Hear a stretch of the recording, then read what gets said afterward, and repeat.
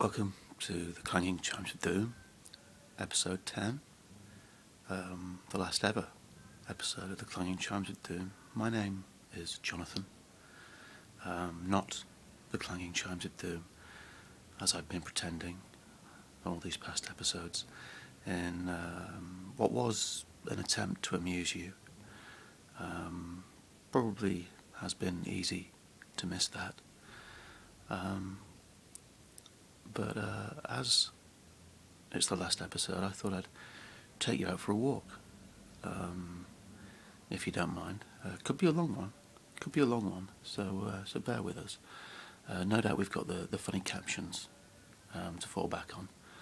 I'm going to keep putting my finger up like this, and hopefully the me who's doing the captions will be on hand to make something amusing appear at the end of my finger. I'm keeping my voice down because the kids are upstairs trying to go to sleep. The wife's in the kitchen at my usual spot on the computer, but we're redecorating. It's all new, all change. There I am with my son Dylan. And I must remember to put the old shades on. Yeah. Oh, looking good. Looking good. Let's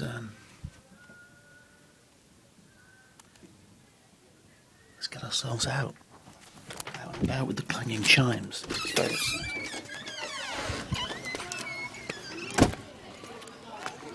So here we go. Down the street.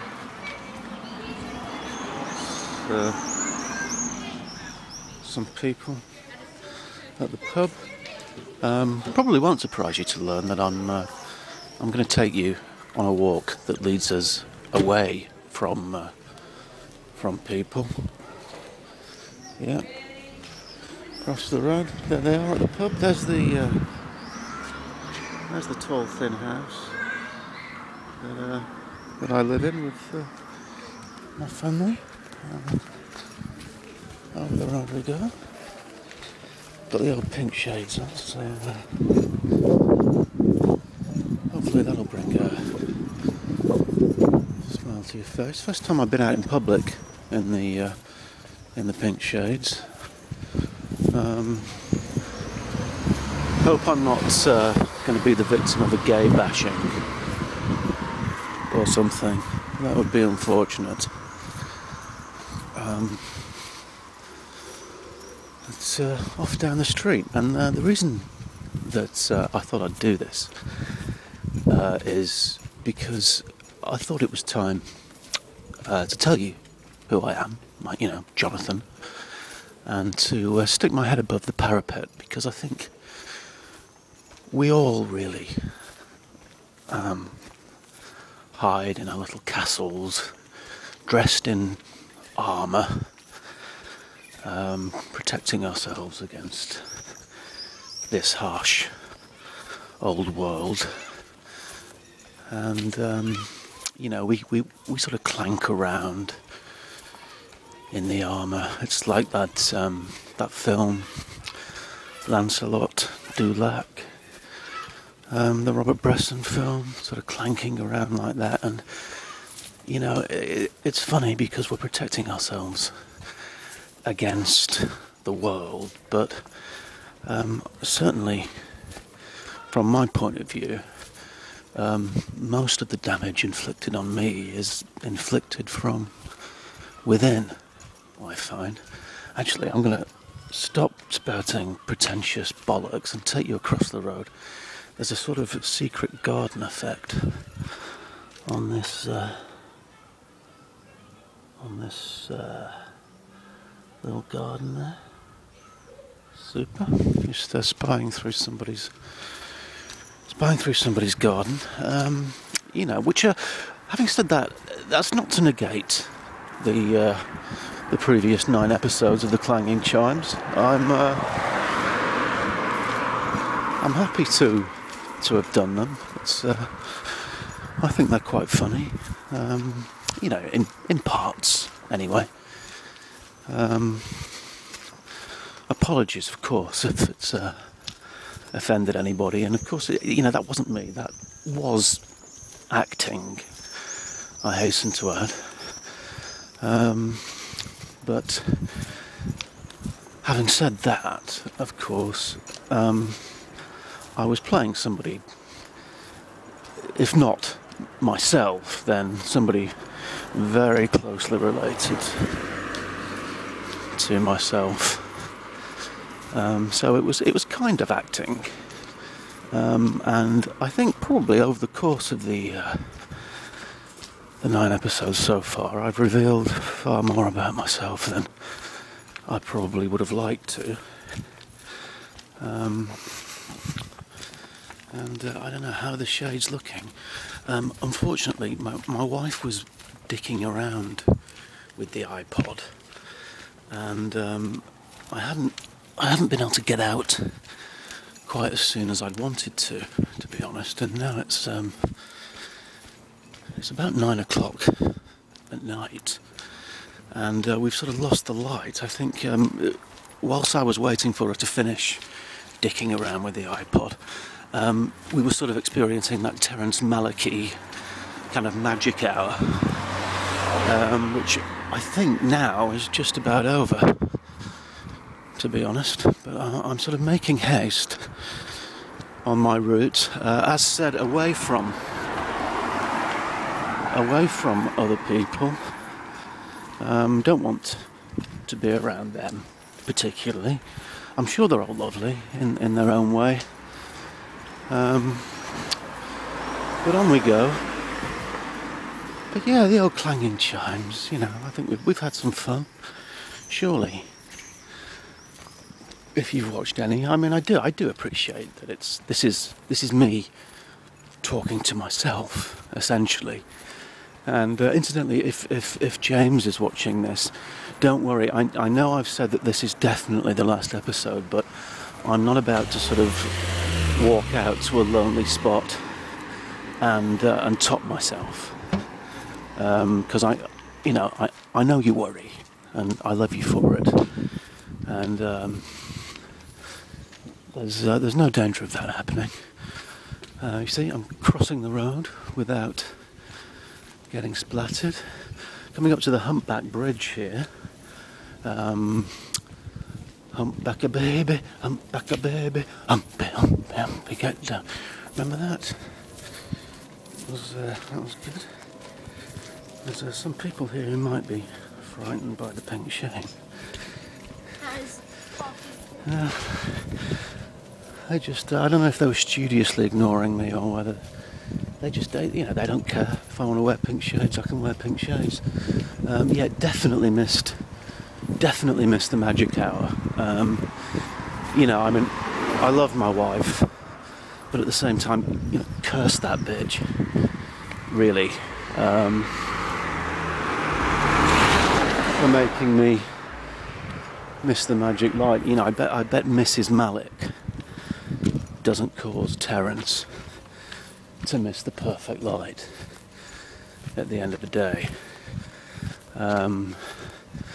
Absolutely atrocious, but I'm basically trusting that there will be amusing captions appearing on a regular basis to stem the boredom that you must be experiencing. It's not really working out as I imagined, and isn't that just like life? You have an idea in your head, and in realising that idea, it never works out quite as you imagined it. And I don't know what I was imagining when I embarked on this crazy little project that's sort of consumed me really for the past couple of months, when I've supposed to have been figuring out how I'm going to get a new job. Swanky houses on the fat side of town, across the river there. Swanky houses on the fat side. Supposed to have been figuring out what I'm going to do for a job now, and also writing a novel instead, a second novel. The first, of course, The Free State of Garthlong, still available on Amazon Kindle, and probably sums up everything I'm trying to say far better than I'm managing to now. You see, now I'm sure this is going to be completely lost. This will be as if we're just walking through the darkest of thickets. This is an old railway bridge we have here, but I'm pretty sure that's not going to be showing up. Again, love her as I do, curse the bitch, really. Curse the bitch.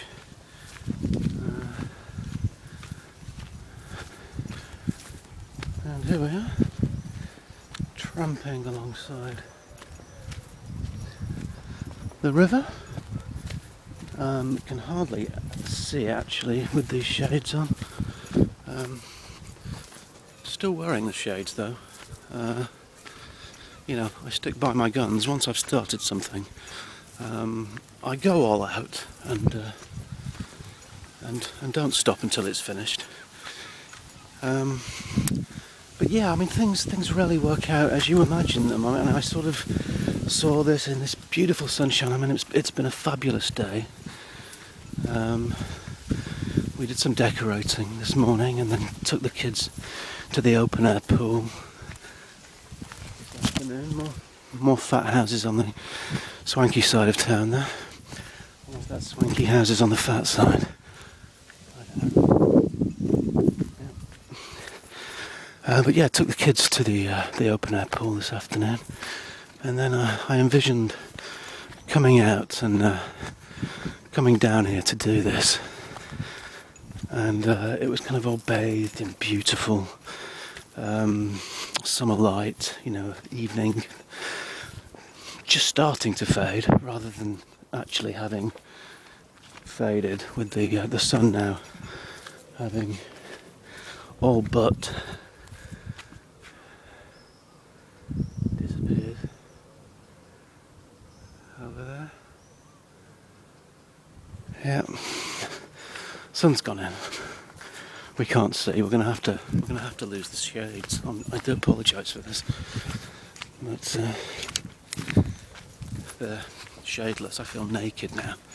I actually feel like a madman walking along, muttering into a very small, thin box to myself. Here comes somebody. I'll pretend that I'm being normal. That's a tough gig for me, but I'll try.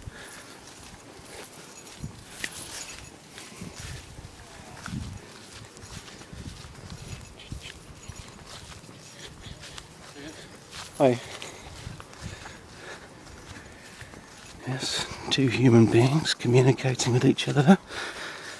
I wonder what he thinks it's all about, this life. Because, what is it? What is it, this life? I think that's pretty much what I was trying to ask in the Free State of Garthlong, which was finished now sort of over 10 years ago. And that's what I was asking then. What's it all about, comma, A? And now, 10 years later, approaching middle age, I continue to ask that question. What's it all about, A? And yeah, the sun really has well and truly buggered off now. What's it all about, A? It's about as profound and deep and meaningful as I get. Lovely houses. None of them mine. In the house, the tall, thin house that I showed you actually wasn't mine either. You know, it's a rented house. You know, we don't own that. Would that we did. That would be rather lovely. But we're still desperately making our way out. Yeah, I think actually you won't be able to see that on the film at all. But you know, I think there's a barn owl over there. So I think the owls are out hunting. And you know, again, just to reiterate, you know, I mean, lovely woman, but I mean, curse the bitch, really. My plans lay in tatters. Once again, it's not going to work out how I imagined. But I suppose it's about being able to adapt and go with the flow and accept it when things don't go as you planned, isn't it? I don't know, really. Oh, dead creature there. Something's had it. It's not me, not yet. So here we go. Just trampling along. That's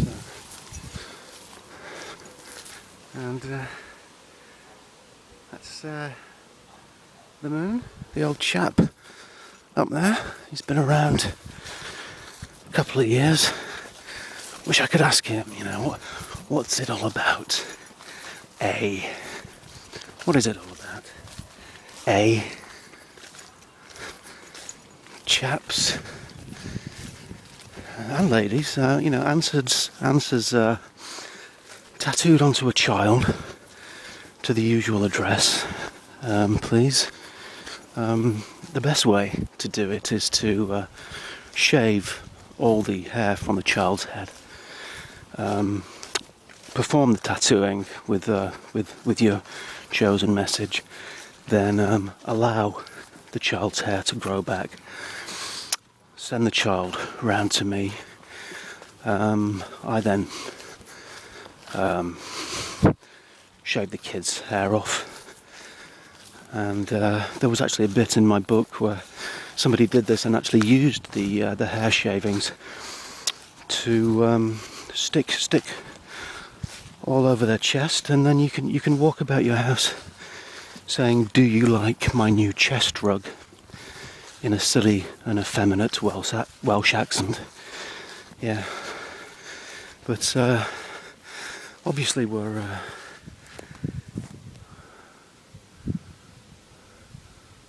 doing a humour-free episode this evening. There's the little barn owl, son of a bitch.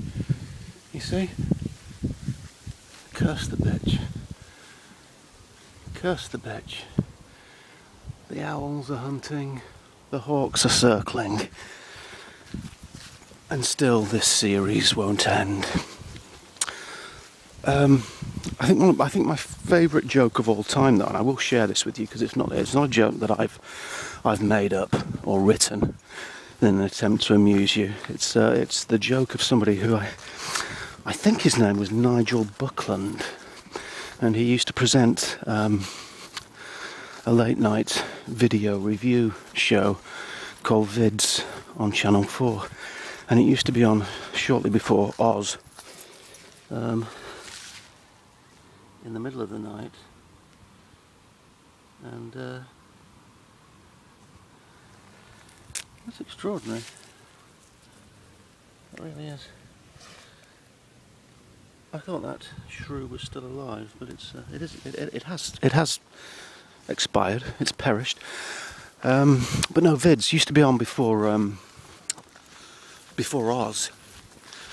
The excellent HBO prison drama, which is, I mean, strong stuff, actually. But if you haven't seen it, then I mean, do watch it. It's fantastic. But no, my favourite joke of all time was told by him, and it was during one of his links in between video reviews, and he said in a Welsh accent that I can't do, and it really needs the Welsh accent to work effectively.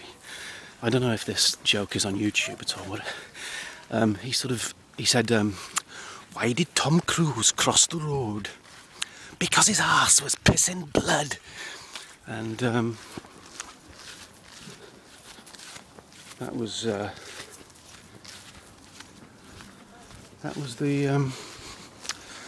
joke. That's my favourite joke of all time. The only other joke I know was told to me when I was 10 years old.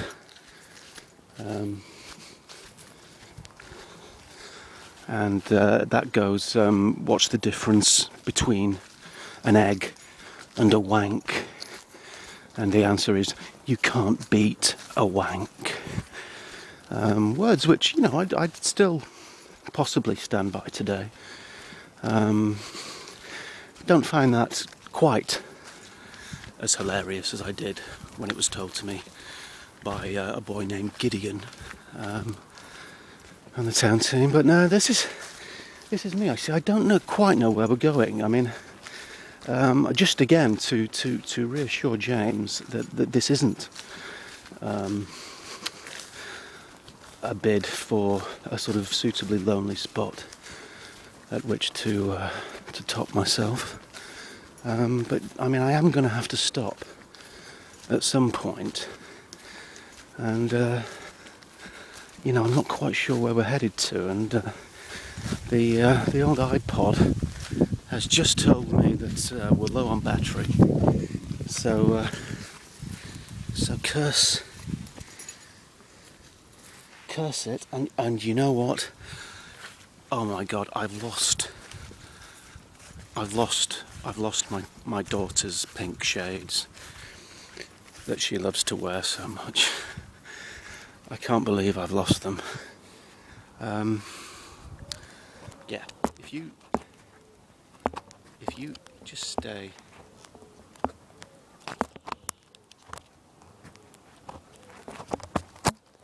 No, it's not going to stay there. The twig snapped.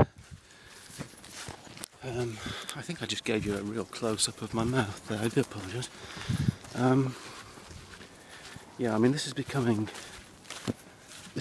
embarrassing now, and you know, we've just got what appears to be an endless path to nowhere. You know, I am on the endless path to nowhere. Who knows what life has in store for me, but I feel that it is a path I'm going to have to walk alone, as we all do, and it is lonely. I mean, don't get me wrong, I'm hugely fortunate. I have a wife and 2 children and wonderful parents and brothers, surrounded by people who love me and who I love very much. But you know, we are all on an endless path to nowhere, and I can't believe I've lost my daughter's pink shades, actually. But they're gone. They're in the past now. It's onward to victory. Yeah, I perhaps better go back for them, actually. Yeah, perhaps better. This is becoming quite disturbing now. We've got people coming up. I don't like them. I don't like them.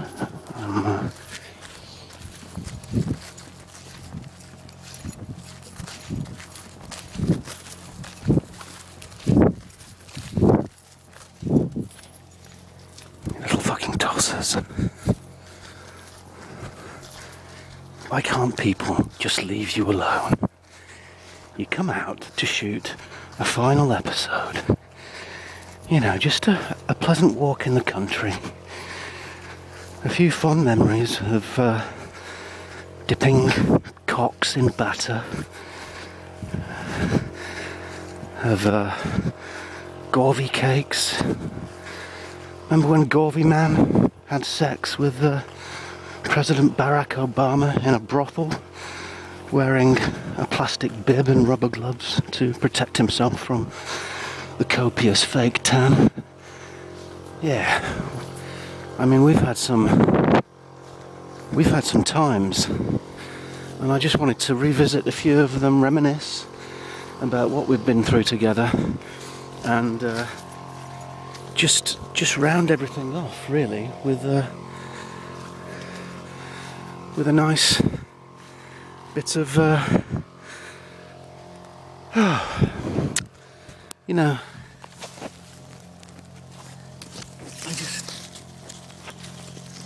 it's oh dear.